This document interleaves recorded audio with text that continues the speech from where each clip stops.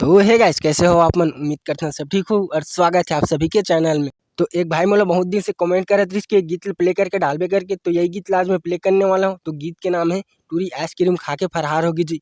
तो बहुत ही अच्छा गीत है। अगर ये गीत ला आप मन बैंड बाजा पार्टी वगैरह में प्ले करूँ तो बहुत ही अच्छा लगी, काबर की हमन भी ये गीत ला प्ले करथन तो बहुत ही अच्छा लगती। और अगर आप मन ला भी कोई सॉन्ग सुनना है पियानो में तो मोला कमेंट बॉक्स में बता सकते हो। और अगर आप मन ला भी कोई गीत के ट्यूटोरियल चाहिए तो मोला कमेंट बॉक्स में बता सकते हो, मैं जरूर वीडियो बना के डाल सकता हूँ। और अगर ये गीत के आप मन ला ट्यूटोरियल चाहिए रही तो मोला कमेंट बॉक्स में बता सकते हो, काबर की मैं सभी कमेंट ला पिक करता हूँ और सब जन के ख्वाहिश ला पूरा करता हूँ।